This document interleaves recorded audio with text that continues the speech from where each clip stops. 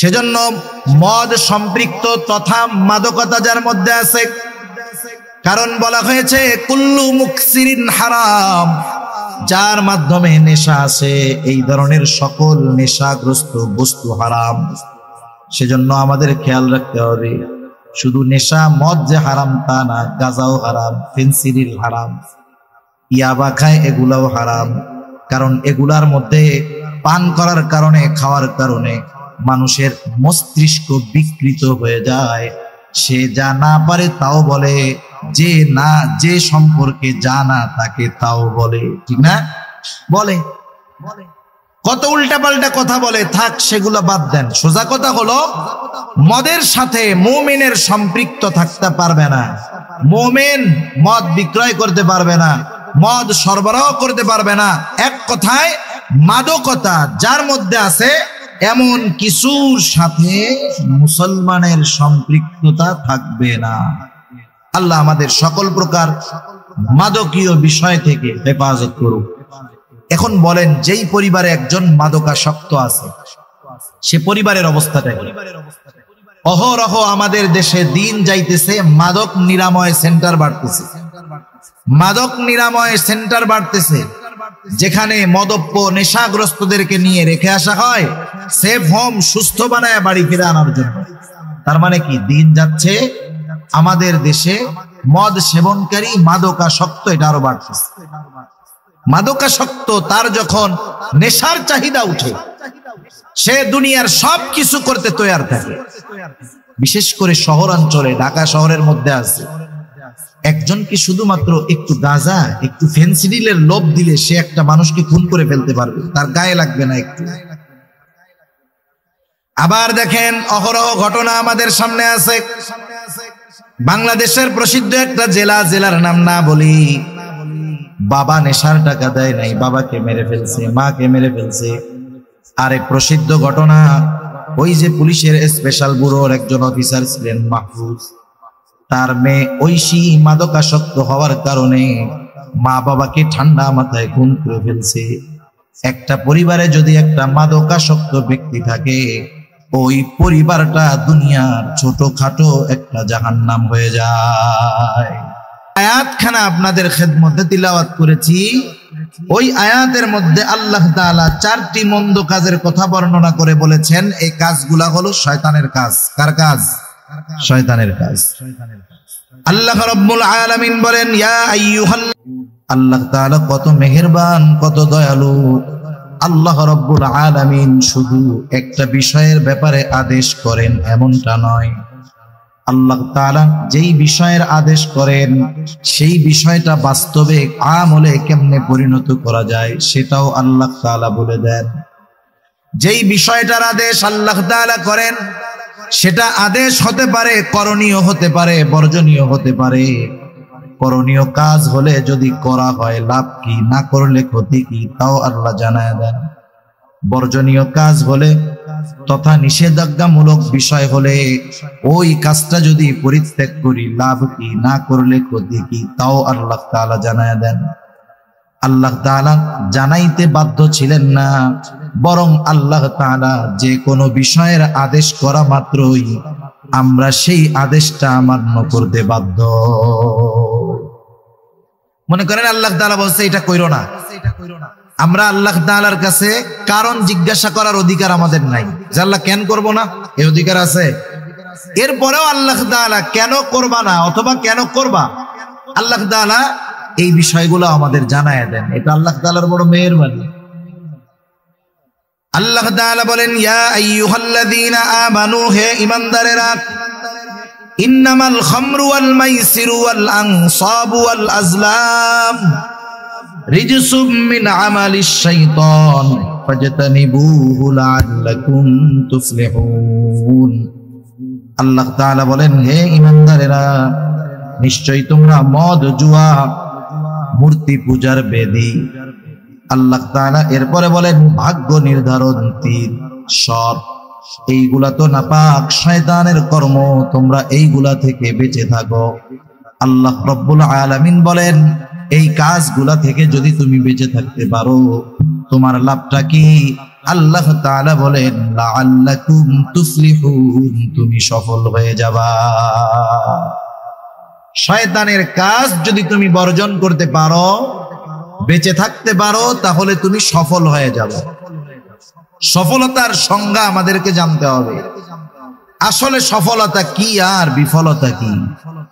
আমরা তো মনে করি দুনিয়ার জমিনে টাকা পয়সার মালিক যে হলো সে সফল, অল্প দিনে ব্যবসা করে অনেক টাকার মালিক সে সফল ব্যবসায়ী, অল্প দিনে রাজনীতি করে বড় পদ পেয়ে গেছে সফল রাজনীতিবিদ।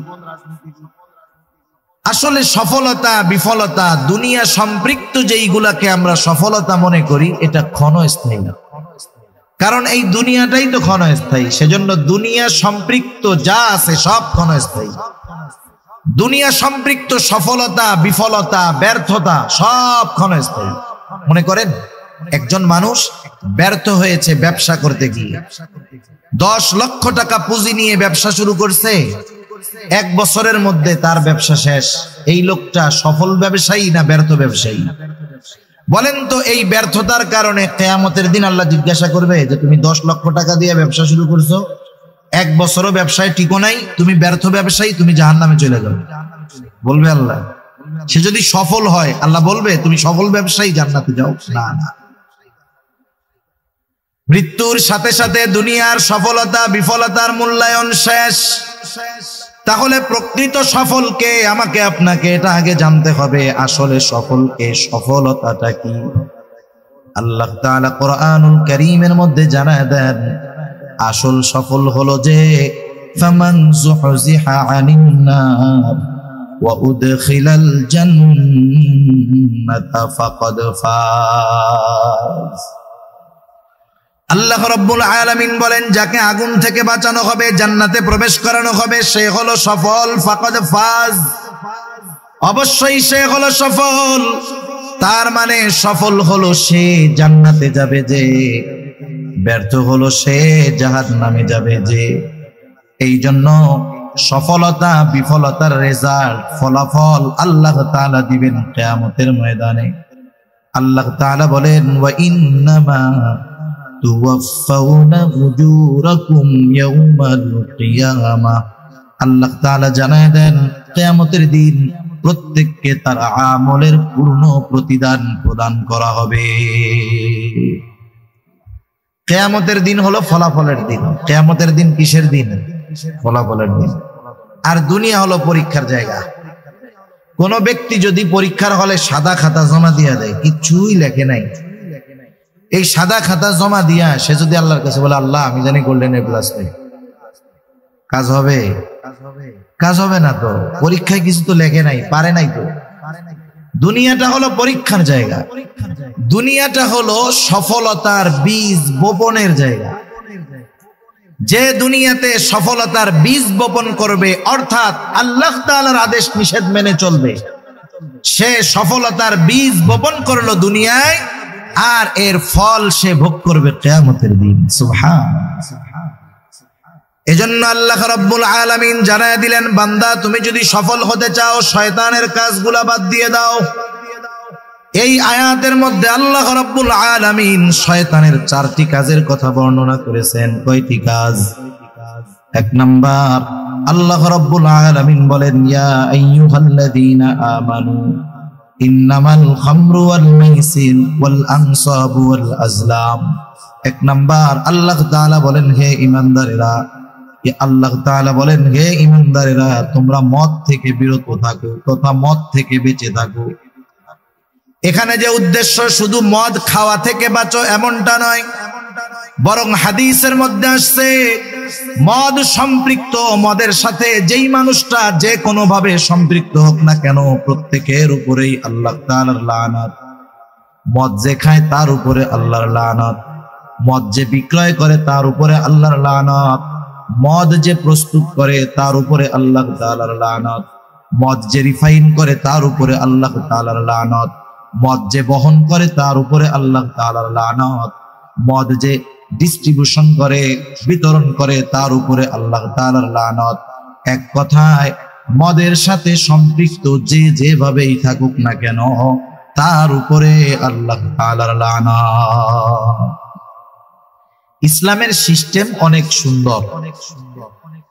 আল্লাহ তাআলার সিস্টেম কত সুন্দর। যখন আল্লাহ তাআলা কোনো বিষয়ের আদেশ করেন অথবা নিষেধ করেন, ওই আদেশ অথবা নিষেধ যেন বান্দা সহজে বাস্তবায়ন করতে পারে, এজন্য ওই অপরাধ সংগঠিত হওয়ার যত পথ, যত মত, যত পদ্ধতি থাকে সবগুলাকেও আল্লাহ তাআলা বন্ধ করে দেন।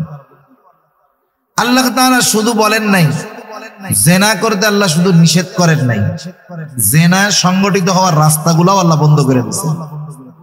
আল্লাহ তাআলা জেনা সংগঠিত হওয়ার রাস্তাগুলোও বন্ধ করে দিয়েছেন। বেগানা নারী পুরুষ একে অপরকে দেখতে পারবে না। সুন্দর মিষ্টি ভাষায় বেগানা নারী পুরুষ পরস্পরের সাথে কথা বলতে পারবে না। কেন? এই কারণগুলা থেকে একটা সময় ধর্ষণের মতো, জেনা ব্যভিচারের মতো অপরাধ সংগঠিত হয়ে যায়, ঠিক কিনা বলে? এজন্য এই অপরাধ সংগঠিত হতে পারে এমন যেই পথগুলাও আছে, ইসলাম ওই পথগুলাকেও আটকায় দিয়েছে। সুবহানাল্লাহ। এটা আল্লাহ তাআলার বড় রহমত যে গুনাহ করতে মানা করছে, বাকি সব খোলা রাখছে, এমন নয়। সব কিছু বন্ধ করে দিয়ে এরপরে আল্লাহ তাআলা বলছে এগুলা করা যাবে না। বান্দা যখন ওই ছোটগুলা মানবে, বড়টার থেকে এমনিই বেঁচে থাকবে। সেজন্য মদের সাথে সম্পৃক্ত যারা, আল্লাহ তাআলার লানত প্রাপ্ত তারা। এজন্য মদের থেকে আমাদেরকে বাঁচতে হবে। আফসোসের বিষয়, আজকে মদ্যপান আমাদের দেশে 92% মুসলমানের দেশে এটা সহজলভ্য হয়ে গেছে। আজকে তো অনেক জায়গায় মদের নাম পরিবর্তন করে মানুষকে পান করানো হয়, মদের নামকে পরিবর্তন করে মানুষকে খাওয়ানো হয়। শুধু তাই না, অনেক জায়গায় মদের বোতলের মধ্যে আরবিতে হালাল শব্দ লিখে দেয়। অ্যালকোহলের বোতলের মধ্যে, মদের বোতলের মধ্যে আরবি লেখা থাকে, আবার লেখা থাকে হালাল। কয়েকদিন আগে এক জায়গায় দেখতেছি একটা ছবির মধ্যে দেখলাম লেখা যে হালাল শুকরের গোশত। নাউজুবিল্লাহ, আল্লাহ হেফাজত করুক। চিন্তা করে দেখেন, শুকর সে যে প্রজাতির হোক না কেন, শুকর যে প্রজাতির হোক না কেন, শুকরের গোশত নিঃসন্দেহে কি বলেন তো হারাম। সেজন্য মদের নাম পরিবর্তন করে যা কিছু করা হোক না কেন, বানানো হোক না কেন, প্রত্যেক অবস্থায় শুকরের গোশত যেমন হারাম, মদটাও এরকম হারাম। অবাক হয়ে যাবেন, আমাদের দেশে এনার্জি ড্রিঙ্ক পাওয়া যায় না বাজারে। আমি কোন কোম্পানির নাম বলতেছি না। এই এনার্জি ড্রিঙ্ক গুলার মধ্যে অ্যালকোহল দেওয়া থাকে। এই এনার্জি ড্রিঙ্ক যারা প্রতিনিয়ত পান করে, একটা সময় ওই পান করতে করতে এতটা অভ্যস্ত হয়, ওই এনার্জি ড্রিঙ্ক এক সময় তার পান না করলে ভালো লাগে না, একটা নেশার মতো হয়ে যায়।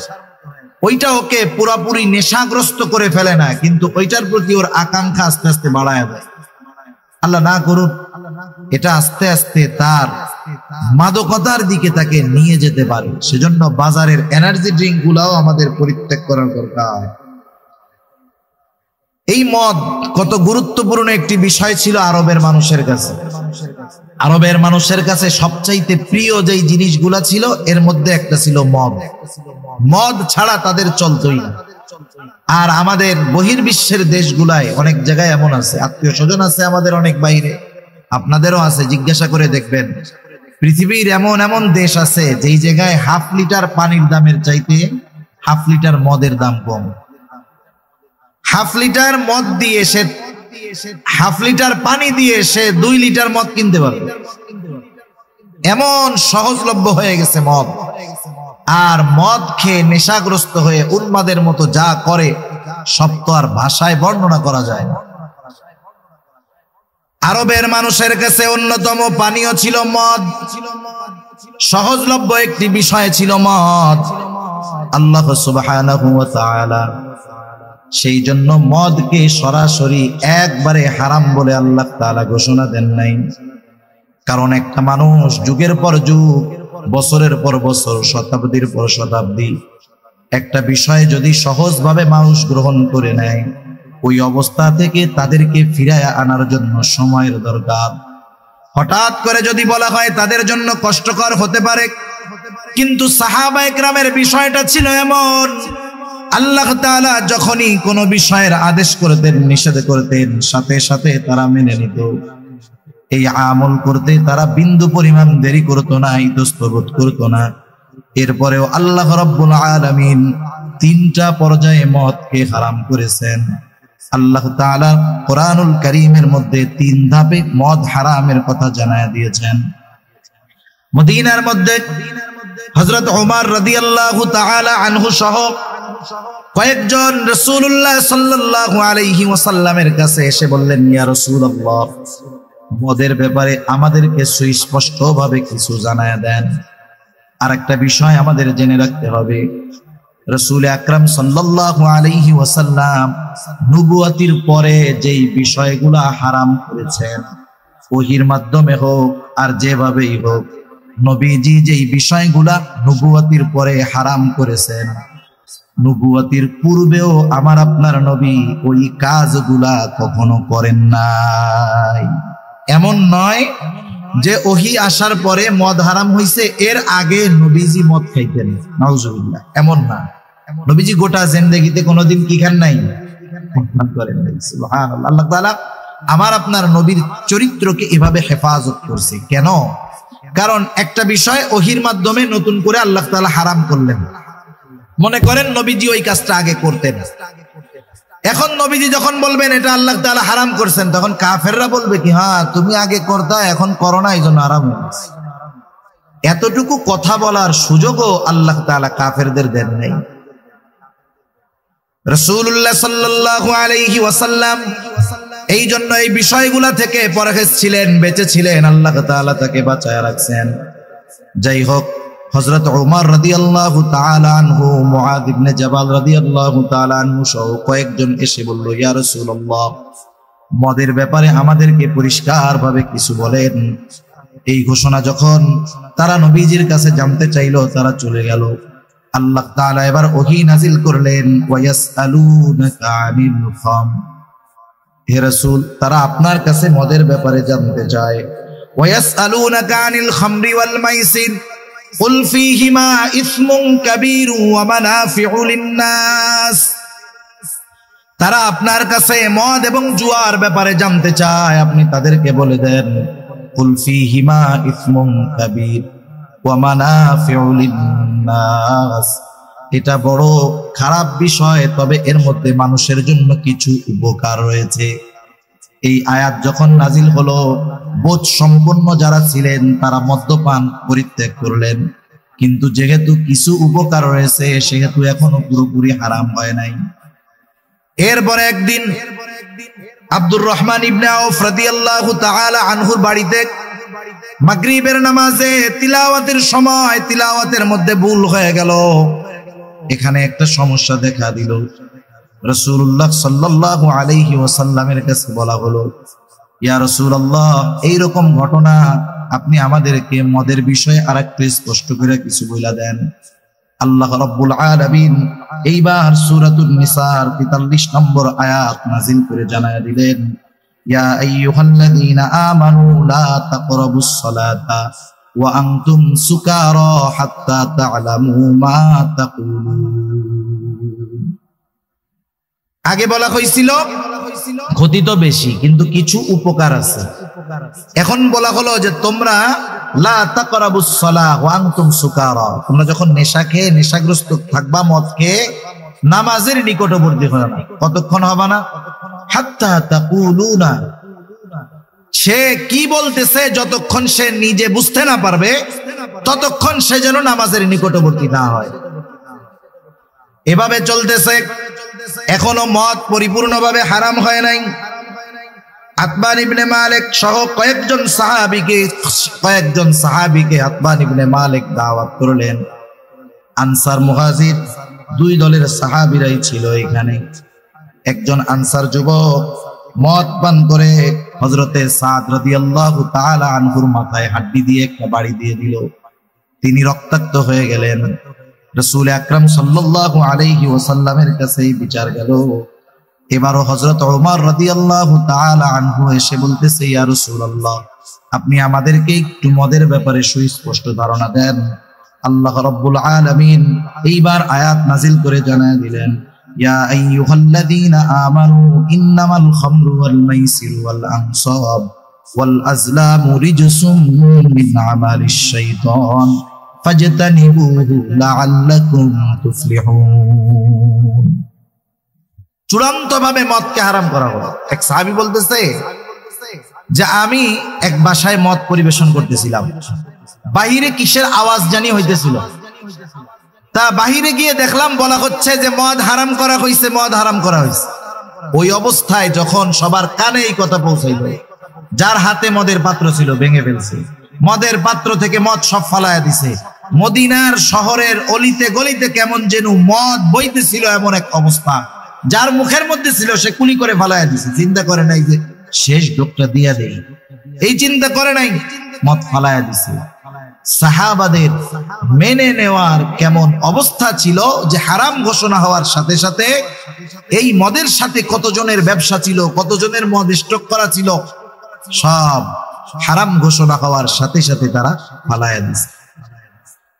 সেজন্য মদ সম্পৃক্ত তথা মাদকতা যার মধ্যে আছে, কারণ বলা হয়েছে কুল্লু মুকসিরিন হারাম, যার মাধ্যমে নেশা আছে এই ধরনের সকল নেশাগ্রস্ত বস্তু হারাম। সেজন্য আমাদের খেয়াল রাখতে হবে, শুধু নেশা মদ যে হারাম তা না, গাঁজাও হারাম, ফেন্সিডিল হারাম, ইয়াবা খায় এগুলাও হারাম। কারণ এগুলার মধ্যে পান করার কারণে, খাওয়ার কারণে মানুষের মস্তিষ্ক বিকৃত হয়ে যায়। সে যা না পারে তাও বলে, যে সম্পর্কে জানা তাকে তাও বলে, ঠিক না? বলে কত উল্টাপাল্টা কথা বলে, থাক সেগুলো বাদ দেন। সোজা কথা হলো মদের সাথে মুমিনের সম্পৃক্ত থাকতে পারবে না। মুমিন মদ বিক্রয় করতে পারবে না, মদ সরবরাহ করতে পারবে না। এক কথায় মাদকতা যার মধ্যে আছে এমন কিছুর সাথে মুসলমানের সম্পৃক্ততা থাকবে না। আল্লাহ আমাদের সকল প্রকার মাদকীয় বিষয় থেকে হেফাজত করুক। এখন বলেন, যেই পরিবারে একজন মাদকাসক্ত আছে সে পরিবারের অবস্থাটা কি? অহরহ আমাদের দেশে দিন যাইতেছে, মাদক নিরাময় সেন্টার বাড়তেছে, মাদক নিরাময় সেন্টার বাড়তেছে, যেখানে মদপ্য নেশাগ্রস্তদেরকে নিয়ে রেখে আসা হয় সেফ হোম, সুস্থ বানায় বাড়ি ফিরে আনার জন্য। তার মানে কি, দিন যাচ্ছে আমাদের দেশে মদ সেবনকারী মাদকাসক্ত এটা আরো বাড়তেছে। মাদকাসক্ত তার যখন নেশার চাহিদা উঠে, সে দুনিয়ার সব কিছু করতে তৈয়ার থাকে। বিশেষ করে শহরাঞ্চলে, ঢাকা শহরের মধ্যে আছে একজনকে শুধুমাত্র একটু গাঁজা, একটু ফেন্সিডিলের লোভ দিলে সে একটা মানুষকে খুন করে ফেলতে পারবে, তার গায়ে লাগবে না একটু। আবার দেখেন, অহরহ ঘটনা আমাদের সামনে আছে। বাংলাদেশের প্রসিদ্ধ একটা জেলার নাম না বলি, বাবা নেশার টাকা দেয় নাই, বাবাকে মেরে ফেলছে, মাকে মেরে ফেলছে। আরেক প্রসিদ্ধ ঘটনা, ওই যে পুলিশের স্পেশাল ব্যুরোর একজন অফিসার ছিলেন মাহফুজ, তার মেয়ে ঐশী মাদকাসক্ত হওয়ার কারণে মা বাবাকে ঠান্ডা মাথায় খুন করে ফেলছে। একটা পরিবারে যদি একটা মাদকাসক্ত ব্যক্তি থাকে, ওই পরিবারটা দুনিয়ার ছোটখাটো একটা জাহান্নাম হয়ে যায়। এজন্য পরিবারের কিছু দায়িত্ব আছে। তো পরিবারের দায়িত্ব কি? সন্তানদের ব্যাপারে খেয়াল রাখা, সন্তান কি করে না করে এগুলা যথাযথভাবে একটু নজরে রাখা, শুধু ছেড়ে দেওয়া না। কারণ অধীনস্থরা কই করতেছে, কি বলতেছে না করতেছে, কিয়ামতের দিন এ ব্যাপারে আল্লাহ তাআলা আমাদের থেকে জবাবদিহিতা নেবেন। এজন্য খেয়াল রাখবো। এখন আসেন, মাদকাসক্ত যারা সিগারেট খাওয়া লোক আছে না আপনাদের, সিগারেট এটা হলো নেশাগ্রস্ত হওয়ার প্রাথমিক ভূমিকা। নেশাগ্রস্ত হওয়ার প্রাথমিক ভূমিকা হলো সিগারেট। সিগারেট হারাম না মাকরুহে তাহরিমি না জায়েজ, সে মাসালা বাদ দেন। এই যে সিগারেট খাওয়ার দ্বারা কোনো উপকার আছে একটু বলেন না? উপকার আছে? বরং সিগারেটওয়ালারা সিগারেটের প্যাকেটের গায়ে বাস্তব সত্য কথা লেখে। আপনি জুস খান, বাচ্চাদের জুস কিনে দেন না, এই জুসের প্যাকেটে লেখা থাকে 100% আম, কিন্তু এটা মিথ্যা কথা। মিষ্টি কুমড়া দিয়ে জুস বানায়, আম থাকেই না বলতে গেলে অল্প, কিন্তু লেখে কি 100% খাঁটি আমের জুস। এটা চরম মিথ্যা কথা, কিন্তু সিগারেটের গায়ে যা লেখা থাকে এটা সত্য কথা। সিগারেটের গায়ে কি লেখা থাকে? এক সময় লেখা থাকতো মনে হয় ধূমপান স্বাস্থ্যের জন্য ক্ষতিকর, সরকার দাম বাড়াইছে, ওরাও একটু এটার উপকার বাড়াইছে। ধূমপানে স্ট্রোক হয়, ধূমপান হৃদরোগের কারণ, হ্যাঁ, ধূমপানে ফুসফুসে ক্যান্সার হয়, এখন মনে হয় লেখায় ধূমপান মৃত্যু ঘটায়, এটা লেখা থাকে সিগারেটের গায়ে। ক্ষতি যত বেশি সিগারেটের গায়ে লেখছে, মানুষ তত বেশি দাম দিয়ে ওই জিনিসটা কিনতেছে। এখন লেখা ধূমপান মৃত্যু ঘটায়, এক একটা সিগারেট 15 টাকা 20 টাকা দিয়ে তারা কিনে খায়। এরপরের বড় ক্ষতি আর কি লিখবে? লেখার তো কিছু নাই, মরা পর্যন্ত তো চলে গেছে। এরপরে মনে হয় প্যাকেটে লিখবে যে ধূমপান জাহান্নামে নেয়, আর ওই 15 টাকারটা 50 টাকা করে এক একজনে খাবে। এক নাম্বার হলো, কোন মানুষের এই অধিকার নাই সে নিজের ক্ষতি নিজে করবে। কোন মানুষের এই অধিকার নাই যে সে নিজের ক্ষতি নিজে করবে, এটা সে করতে পারবে না। তাহলে তো আত্মহত্যা বৈধ থাকতো। যত কষ্ট হোক, যত মুসিবত আসুক, আত্মহত্যা করা যাবে না। কেউ যদি মনে করে দুনিয়ার সাময়িক কষ্ট থেকে বাঁচার জন্য সে আত্মহত্যা করলো, সে তো চিরন্তন ক্ষতির মধ্যে ডুবে গেল। এজন্য এমন কিছু করা যাবে না, এমন কিছু খাওয়া যাবে না যার দ্বারা নিজের ক্ষতি হয়। সিগারেট খাওয়ার মাধ্যমে কোনো উপকার নাই, বরং ক্ষতি হয়। এর নিকোটিনে শুধু নিজের ক্ষতি হয় তা নয়, একটু নিজের আপনজনের কথা চিন্তা করেন। যারা গবেষণা করে, চিকিৎসকেরা বলতেছে যারা সিগারেট খায় তারা তো ক্ষতির মধ্যে আসবে। এইবার ওই সিগারেট খোরের আশেপাশে যারা থাকে, তার বাচ্চা, তার পরিবারও সে সিগারেট পান করার কারণে তারাও ক্ষতিগ্রস্ত হয়। নিজের আপনজনের ক্ষতির কথা চিন্তা করে হলেও এটা বাদ দিতে হবে। প্রথম নিজের ক্ষতি হয়, আপনজনের ক্ষতি হয়। 2 নাম্বার, 3 নাম্বার সম্পদের অপচয় হয়। আর যারা অপচয় করে তারা হলো শয়তানের ভাই। সেজন্য সিগারেট যারা খান, এই বদ অভ্যাস আছে, আল্লাহর রাস্তায় বাদ দিয়ে দিবেন। এই সিগারেট খোরগুলা এক সময় আস্তে আস্তে মাদকতার দিকে চলে যায়, আল্লাহ হেফাজত করুন। 2 নাম্বার আল্লাহ তাআলা জানায়া দিলেন ওয়াল মাইসির, জুয়া। জুয়া তো আজকে এমন পদ্ধতিতে আমাদের দেশে হয়েছে, একটা সময় জুয়া খেলার জন্য মানুষের জুয়ার কাছে যাওয়া লাগতো। জুয়া খেলার জন্য জুয়ার কাছে যাওয়া লাগে না। আপনারা অনেক সময় হয়তো দেখে থাকবেন, বাজারের বিভিন্ন জায়গায় সিএনজি স্ট্যান্ড, টমটম স্ট্যান্ড, বিভিন্ন রিক্সা স্ট্যান্ড, দেখবেন 3-4 জন এক জায়গায় বৈশা কি যেন দেখতেছে, মোবাইলে আপনি দেখতেছেন লুডো খেলতেছে। খেলে না এরকম? ওই জায়গায় কি খেলা চলে বলেন তো? জুয়া চলে, জুয়া। বাংলাদেশে হাজার হাজার কোটি টাকার জুয়া এই অনলাইনের মাধ্যমে খেলা হয়। এই ফুটবল খেলাকে কেন্দ্র করে জুয়া হয়, ক্রিকেট খেলা হয়, ক্রিকেট খেলাকে কেন্দ্র করে জুয়া হয়। প্রত্যেকটা সেকেন্ডে সেকেন্ডে আজকে এই জুয়া আমাদের তরুণ প্রজন্মের মধ্যে ঢুকে গেছে। আমরা ছোটবেলা খেলাধুলা করছি, মাদ্রাসায় যখন পড়ছি ফুটবল ক্রিকেট খেলছি, তো এখনের ছেলেরা, ছোট বাচ্চারাও, এরা টাকা ছাড়া খেলতে চায় না, বলে বাজির খেলা হবে, এমনি খেলে কোনো লাভ নাই। 5 লিটার 10 লিটার কোক 7 আপের বাজিতে খেলে, এগুলো জুয়া। আমাদের কোমলমতি শিশুদের অন্তরের মধ্যেও এখন এই জুয়ারে আমরা ঢুকাই দিতেছি। তাস খেলা জুয়া, বিভিন্ন পদ্ধতিতে জুয়া, ক্যাসিনো জুয়া। যে দেশে জুয়াকে বৈধতা দেওয়া হয়, মদ্যপানকে বৈধতা দেওয়ার ব্যবস্থা করা হয়, সে দেশে আল্লাহর রহমত আশা করা যায়। আল্লাহ হেফাজত করুন। এজন্য জুয়ার থেকে বাঁচতে হবে। জুয়া সম্পৃক্ত কোনো কিছুর সাথে আমরা সম্পৃক্ত থাকবো না। এই খেলাধুলার সাথে জুয়া সম্পৃক্ত আছে, আমরা এগুলার সাথে থাকবো না। আল্লাহ তাআলা এরপরে জানায় দিলেন শয়তানের দ্বিতীয় কাজ হলো, আল্লাহ রাব্বুল আলামিন এরপরে জানায় দেন ইয়া আইয়ুহাল্লাযীনা আমানু ইন্নামাল খামরু ওয়াল মাইসিরু ওয়াল আনসাবু ওয়াল আজলাম। আল্লাহ তাআলা জানায় দেন পূজার বেদী সমূহ এগুলা হলো শয়তানের কাজ তথা মূর্তি পূজা। এরপরে ওয়াল আজলাম, ভাগ্য নির্ধারণ করা, জ্যোতিষীগিরি করা, জ্যোতিষীর কাছে যাওয়া, এটাও শয়তানের কাজ। আমাদের ঢাকা শহরে আছে এরকম, কাজী বশির মিলনায়তন গুলিস্তানের মধ্যে আছে। সে ছিড়া সালার বস্তার উপরে কয়েকটা চিঠি আর একটা টিয়া পাখি নিয়ে বসে আছে। বছরের পর বছর ওইরকম ওই লোকরে ওই অবস্থায় দেখতেছি। যেই লোকটা নিজের ভাগ্যের কোনো পরিবর্তন করতে পারলো না, সে আর একজনের ভাগ্য পরিবর্তনের পদ্ধতি কেমনে বলে দেয় এটা বুঝে আসে না মানুষ, বোকা মানুষ। সেজন্য এদের কাছে যদি কেউ যায় 40 দিন তার ইবাদত কবুল হয় না, আর ওদের কথা বিশ্বাস করলে ঈমান শেষ। এরা যে ভবিষ্যতের কথা বলে, এগুলা বিশ্বাস করার কোনো উপায় আমাদের নাই। কারণ ভবিষ্যতে কোন মুহূর্তে কোনটা ঘটবে, যেটা গায়েব, এর একমাত্র জ্ঞান ইলম কার কাছে? আল্লাহ তাআলার কাছে। দুনিয়ার কারো কাছে গায়েবের ইলম নাই। এই বিষয়গুলো নিয়ে আমাদের মধ্যে অনেক মতপার্থক্য, কিন্তু সহজে বুঝতে হবে। একটা হলো গায়েবের খবর, আর একটা হলো গায়েবের জ্ঞান, ইলম।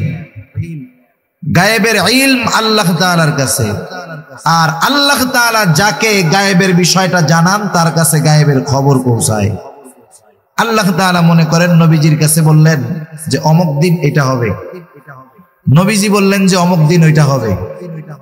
এখন নবীজির কাছে কিন্তু গায়েবের ইলম নাই, গায়েবের কি আছে? খবর আছে। এজন্য কোন ভাগ্য নির্ধারণ, কোন জ্যোতিষী চাঁদ দেখে এই দেখে কি হবে না হবে বলতে পারে না। আমাদের দেশে একদল মানুষ আছে আংটি বিক্রি করে, দেখবেন অষ্টধাতুর আংটি বিক্রি করে মাইক বাজায় বাজায়। এই আংটি দিলে কি হবে? রাহুর দোষ কেটে যাবে, শনির দোষ কেটে যাবে, এই হবে সেই হবে, উন্নতি হবে, সম্পদের মালিক হবে। মানুষ বোকা, ধুমসে আংটিগুলা কিনে, এই চিন্তা করে না যেই লোকটা এত বছর ধরে আংটি বিক্রি করতেছে, এই আংটি দিয়া ওর পরিবর্তন হইল না। এইটুক চিন্তা করলেই তো বোঝা যায়। তাইলে ওর রাস্তার উপরে সালা বিছাইয়া এই ব্যবসা করা লাগে? সেজন্য এই ধরনের কোন বিষয়ের প্রতি আমরা বিশ্বাস রাখবো না, ভাগ্য নির্ধারণী বিষয়ের উপরে বিশ্বাস রাখবো না। কারণ তাকদীরে কি আছে না আছে জানে কে? আমরা ছোটবেলায় মক্তবের মধ্যে পড়েছি, ওয়াল কদরি খাইরিহি ওয়া শাররিহি মিনাল্লাহি তাআলা। তাকদীরের ভালো মন্দ সব কার তরফ থেকে হয়? একটু জোরে বলেন। আল্লাহ তাআলা কোরআনুল কারীমের মধ্যে জানায় দিলেন, বান্দা এই 4টা কাজ হলো শয়তানের কাজ। রিজসুম মিন আমালিশ শাইতান। এই কাজগুলা যেমন নাপাক কাজ, সাথে সাথে এগুলা হলো শয়তানের কাজ। প্রকৃত মুমিন নাপাক শয়তানের কাজগুলা করতে পারে না। আর আল্লাহ তাআলা জানায় দিলেন, বান্দা এই কাজগুলা পরিত্যাগ করো। যদি পরিত্যাগ করো অবশ্যই তুমি সফল হয়ে যাইবা। ফাজতানিবু, একবারে ডিরেক্ট আদেশ, ফাজতানিবু, এগুলা থেকে বিরত থাকো, লাআল্লাকুম তুফলিহুন, সফল হয়ে যাইবা। সুবহানাল্লাহ। এখন দেখেন, আমি আগেই কইছিলাম যে আল্লাহ তাআলা যখন কোন নিষেধ করেন, এই নিষেধের মান্য করলে উপকার কি আল্লাহ তাআলা জানায় দিলেন। প্রথম ক্ষতি জানাইলেন যে এই কাজটা হলো নাপাক, এই কাজগুলা শয়তানের কাজ, সুতরাং বিরত থাকো। বিরত থাকলে লাভ কি? সফল হয়ে যাবা, জান্নাতি হয়ে যাবা। এরপরে আল্লাহ সুবহানাহু ওয়া তাআলা শয়তানের কাজ, যে শয়তান এই কাজগুলা দিয়ে আমাদের মধ্যে কি করতে চায় আল্লাহ তাআলা সেটাও বলে দেন। আল্লাহ তাআলা বলেন, ইন্নামা ইউরিদুশ শাইতান আন ইউকিআ বাইনাকুমুল আদাওয়াতা ওয়াল বাগদা ফিল খামরি ওয়াল মাইসিরি ওয়া ইয়াসুদ্দাকুম আন যিকরিল্লাহি ওয়া আনিস সালাহ ফাহাল আনতুম মুনতাহুন। আল্লাহ রাব্বুল আলামিন বলেন, শয়তান মদ ও জুয়ার মাধ্যমে তোমাদের মধ্যে শত্রুতা ও বিদ্বেষ সঞ্চার করতে যায়। মদ ও জুয়ার মাধ্যমে শয়তান তোমাদের মধ্যে শত্রুতা ও বিদ্বেষের বীজ বপন করতে চায়। কারণ এদেশে হাজার হাজার ঘটনা আছে, জুয়া খেলাকে কেন্দ্র করে মারামারি খুনোখুনি এদেশে হয়েছে। আমি দেখেছি আমাদের অঞ্চলেও হয়েছে এই ধরনের কাজ। বিভিন্ন জায়গায় বৈশাখী মেলা হয়, বিভিন্ন বিষয়কে কেন্দ্র করে মেলা হয়। এই ধরনের মেলাগুলার মধ্যে সবচাইতে জমে হলো জুয়ার আসর। বেশ কয়েক জায়গায় এইগুলাকে কেন্দ্র করে খুনোখুনি মারামারি হয়ে গেছে।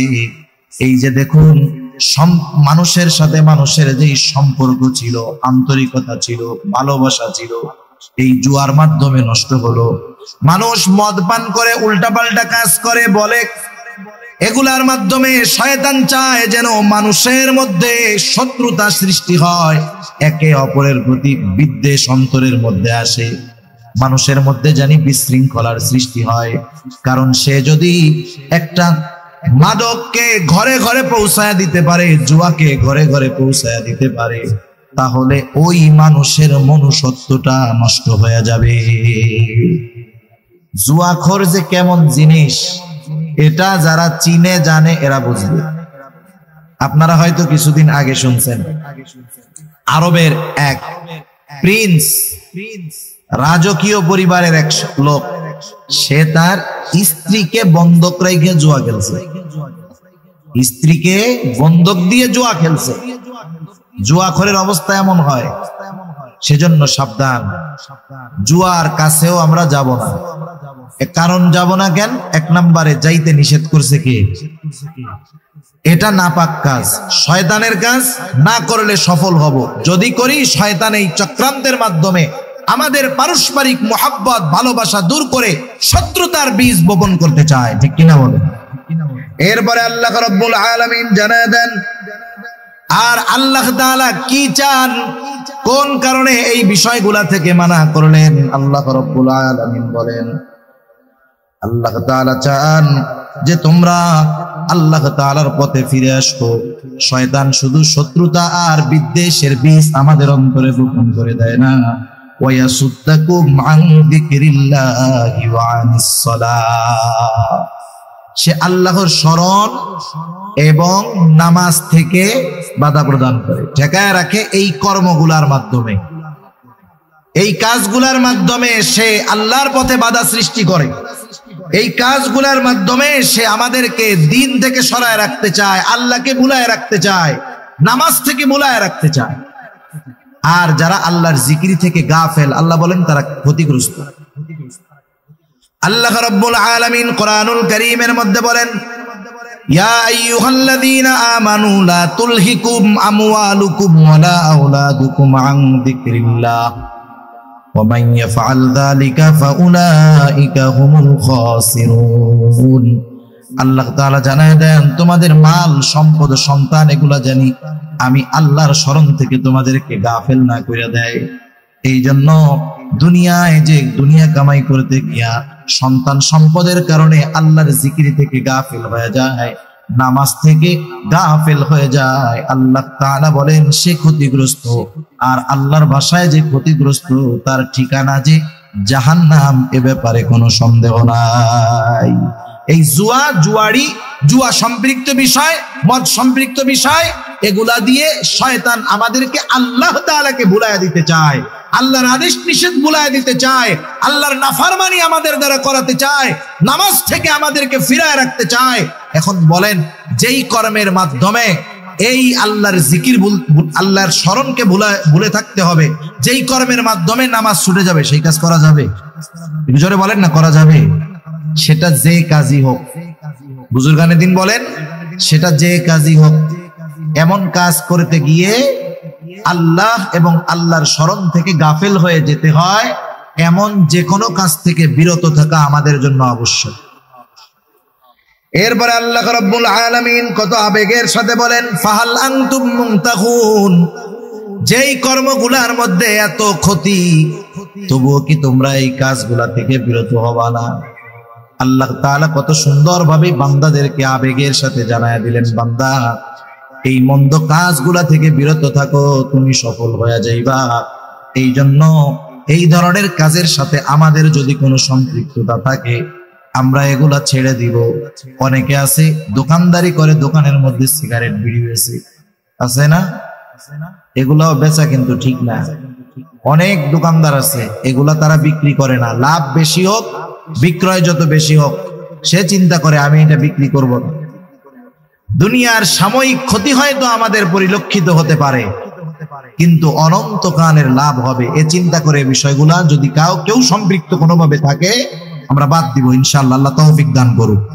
বাকি আর দুইটা গুনার কথা আমার বলতে হবে, এই জন্য একটু তড়িঘড়ি বলতেছি। একটা হলো সুদ।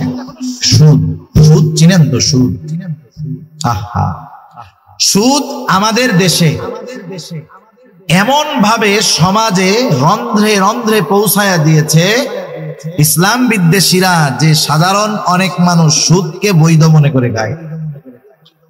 সুদ হলো এমন এক হারাম যেটা কখনো জায়েজ হওয়ার সম্ভাবনা নাই। কিছু হারাম কিছু সময় হালাল হয়। কেমনে? মনে করেন একজনটা দুই বোন, এই দুই বোনের একজনের বিয়ে হয়েছে না একজনের সাথে, ওই লোকের সাথে সহোদর বোনের এক বোন বিবাহ বন্ধন থাকা অবস্থায় তার শালি তার জন্য কি বলেন তো হারাম, বিবাহ করতে পারবে না। মনে করেন এইবার বোন মারা গেছে, ইদ্যত পালন শেষ, এইবার শালি হারাম থাকবে না বিবাহ করা তার জন্য হালাল হয়ে যাবে? কিছু কিছু হারাম কিছু কিছু সময় কিছু কিছু কারণে হালাল হয়, আবার কিছু কিছু হারাম কিছু কিছু সময় জায়েজ হয়, হালাল হয় না, জায়েজ হয়। যেমন শুকরের গোশত। মনে করেন একজন বিজ্ঞ ডাক্তার, দিনদার ডাক্তার রোগীর চেক করে বলতেছে একে যদি বাঁচাতে হয় তাইলে একে শুকরের গোশত খাওয়াইতে হবে, যদি এর জীবন বাঁচাইতে হয় শুকরের গোশত খাওয়াইতে হবে। তাহলে জীবন বাঁচানোর স্বার্থে ওষুধ হিসাবে শুকরের গোশত তাকে খাওয়ানো জায়েজ আছে, হালাল হয় নাই, কিন্তু কি হইছে? জায়েজ হইছে। কারণে একটু কন না, কোন রোগ হইলে ডাক্তার বলবে যে এরে যদি বাঁচাইতে হয় তাইলে এর সুদ খাওয়াইতে হবে? তাইলে সুদ কোন সময় জায়েজ হওয়ার সম্ভাবনা নাই। অল্প সময় বলতেছি আমাদের দেশের পরিস্থিতি কি। অনেক মানুষ সুদের টাকা খায়, সুদের টাকা খেয়ে আবার আলহামদুলিল্লাহ বলে। সরকারি চাকরি করত, 20,000 টাকা বেতন পায়, চাকরি শেষ, এখন মসজিদে অনেক সময় দেয়।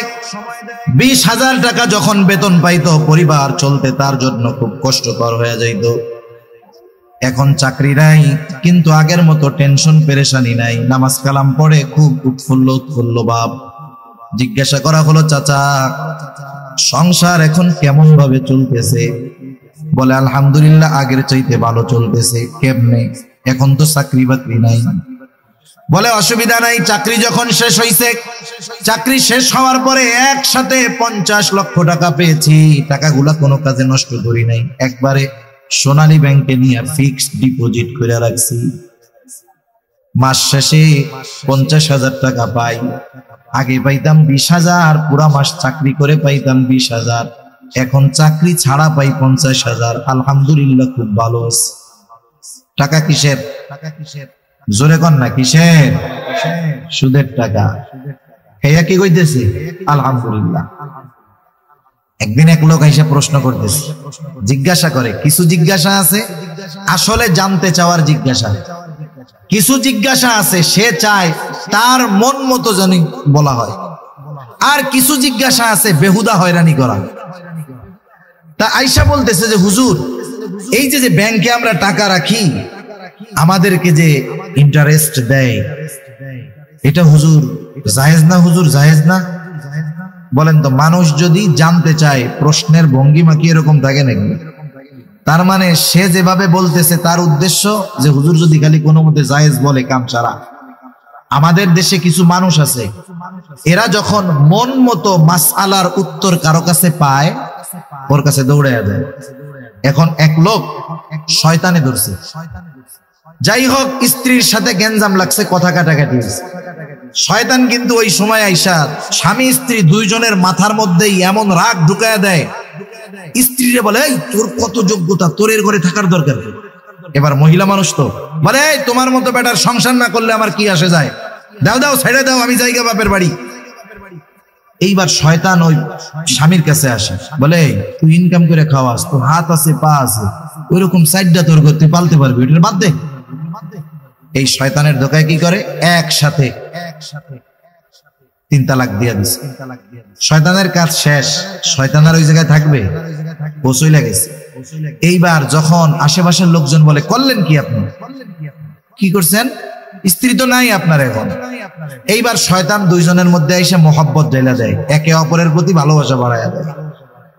এখন সারা দেশের মানুষ তো জানে যে 3 তালাক দিয়ে দিছে। একজন বুদ্ধি দিছে, যা তুই এক কাজ কর, ওই জিরি মাদ্রাসায় গিয়া মাসালাটা নিয়ে আয়। জিরি মাদ্রাসায় গিয়া বলছে, কয় বউ তো আর তোমার নাই, পটিয়া গেছে নাই, হাটহাজারি গেছে নাই। এখন আরেকজন বলে, শোন ওই জায়গায় এক হুজুর আছে, ওনার কাছে যা, ওই হুজুরের কাছে গেছে, হুজুর আবার ডিজিটাল হুজুর আছে না, ডিজিটাল হুজুর কিছু, ঘোমটা দেওয়া হুজুর তো কিছু আছে। যা বলছে আরে 3টা কেন, তুই যদি 1000ও দিতি একটাই হইতো, বহুতর আছে যা। এবার ও এলাকায় এসে কি করবে, এই স্ত্রীর সাথে সংসার শুরু করবে। কেউ যদি কিছু বলে পটিয়া মাদ্রাসার হুজুর কিছু জানে, জিরি মাদ্রাসার হুজুর কিছু জানে, ওই যে ওই হুজুরের কাছে জিগাও, বড় শায়েখ ফতোয়া নিয়ে আসছি, জায়েজ আছে। মানুষের অভ্যাস হলো, মানুষ ওই হুজুরকে পছন্দ করে বেশি যেই হুজুর তার মন মতো ফতোয়া দেয়।